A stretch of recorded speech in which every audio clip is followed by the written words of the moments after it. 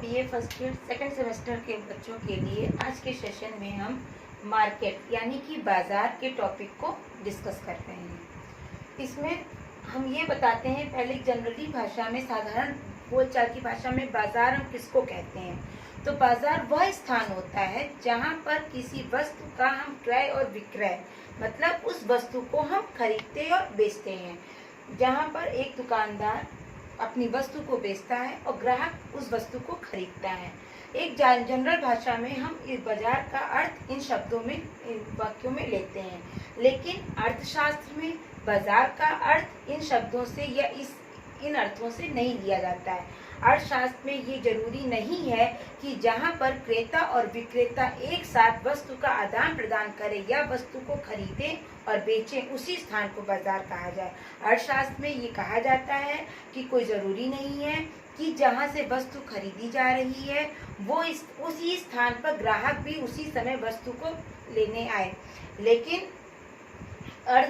इसमें ये भी कहा जाता है, फॉर एग्जाम्पल या उदाहरण के तौर पे ये समझिए कि जैसे किसी वस्तु का स्टॉक कहीं और है, उस वस्तु को दुकानदार लाता है और ग्राहक उसको अपने फ़ोन से ऑनलाइन डिलीवरी आजकल हो रही है, आप उसको मंगा लेते हैं, तो इसको भी हम बाज़ार कह सकते हैं। इसमें यहाँ पर क्रेता अलग है, विक्रेता अलग है, स्टॉक अलग है और मंगाने का तरीका अलग है। इसी अर्थशास्त्र में इस स्थिति को भी बाज़ार के संदर्भ में हम कह सकते हैं।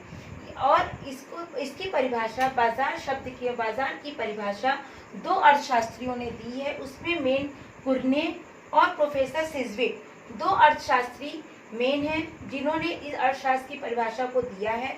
कुर्ने ने कहा है कि अर्थशास्त्र में बाजार को उस स्थिति को कहते हैं, बाजार उस स्थिति में है जब कोई क्रेता या विक्रेता किसी वस्तु को आसानी से या उसको सुगमता से खरीद सकता है और उसका मूल्य समान होता है, मतलब उसके मूल्य में बहुत भिन्नता नहीं होती है। ये कुर्ने अर्थशास्त्री हैं, इन्होंने बाजार शब्द को इस तरह से परिभाषित किया है। दूसरे अर्थशास्त्री हैं प्रोफेसर सिज़विक। प्रोफेसर सिज़विक ने कहा है कि बाजार में एक व्यक्ति को ये ज्ञान होना चाहिए कि उस बाजार में कौन कौन सी वस्तुएं उपलब्ध हैं और हमको कौन कौन सी वस्तुएं लेनी है, और उसको एक क्रेता को ये भी और विक्रेता को ये भी ज्ञान होना चाहिए कि दूसरा क्रेता या विक्रेता किस तरह से अपनी वस्तु को खरीद रहा है और बेच रहा है, और इस वस्तु के खरीदने बेचने में या फिर उसके आदान प्रदान में एक सुगमता की प्रवृत्ति अवश्य होनी चाहिए।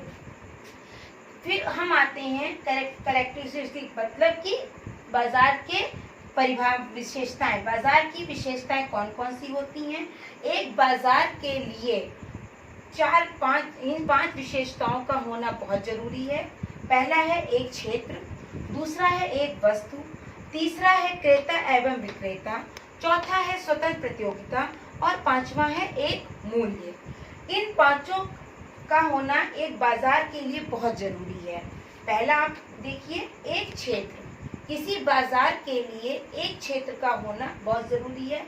इसका ये मतलब है, इस एक क्षेत्र का ये मतलब है कहने का कि किसी भी वस्तु का सिर्फ एक बाजार, मतलब जो एक क्षेत्र निर्धारित होता है वहीं पे ही हम वस्तु को खरीद सकते हैं या बेच सकते हैं, या ऐसा क्षेत्र जहां पर क्रेता और विक्रेता मिलके अपनी वस्तु को खरीदते और बेचते हैं, उस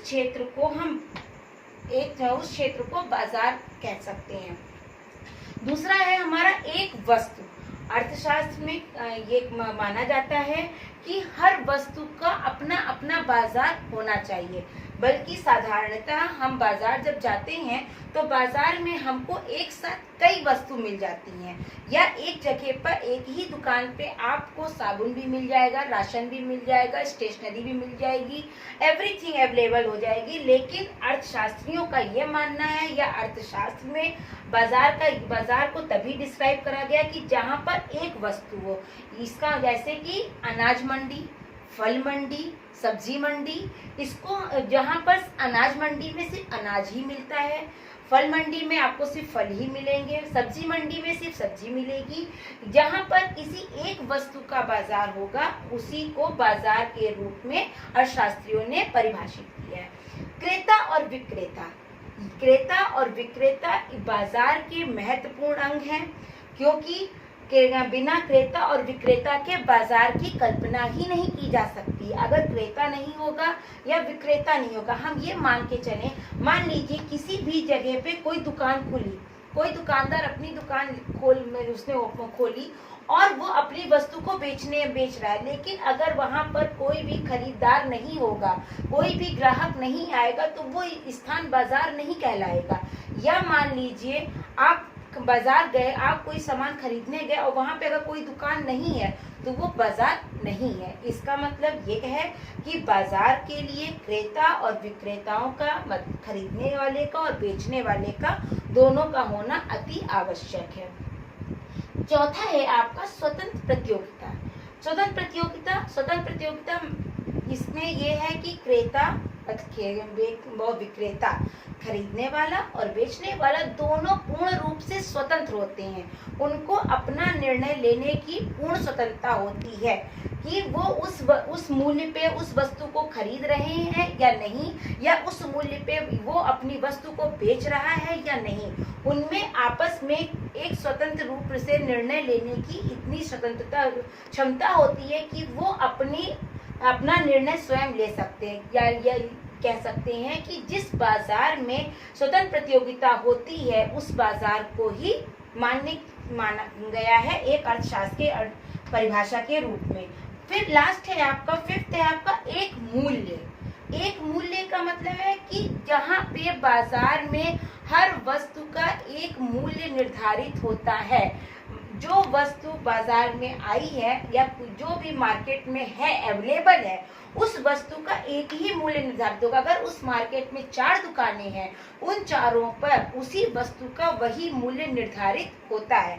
अगर आप एक छोटा सा पेन लेने जाएं, उस पेन की कीमत मान लीजिए 5 रुपए है, तो अगर आप एक दुकान पे लेंगे तब भी 5 रुपए देना पड़ेगा, दूसरे पे लेंगे तब भी 5 रुपए देना पड़ेगा, तीसरे पे लेंगे तब भी 5 रुपए देना पड़ेगा।